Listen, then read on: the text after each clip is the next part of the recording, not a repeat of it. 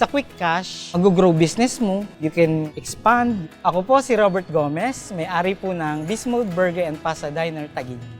Ako po si Aisin Lim, isa po ako sa may-ari ng Dapapa.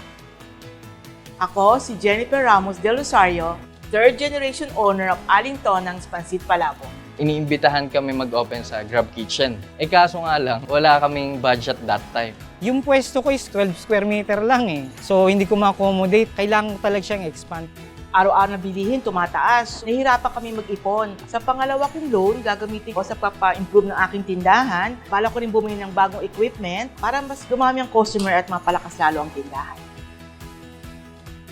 Nagkaroon ng email ang Grab regarding sa Quick Cash. That time, ang naisip ko, you only have one shot. So yun, nag-register agad ako. Sa Quick Cash, number 1 is yung mababa yung interest. Number 2, yung payment method mabilis. Automatically, i-deduct lang siya sa kinita mo. Grinab ko that time kasi super quick approval, tapos no collaterals. Pinipre-qualify na nila ang mga business owner. So makita nila kung magkano magiging daily dues ko. For 6 months, madali ko na bayaran kasi very minimal lang siya.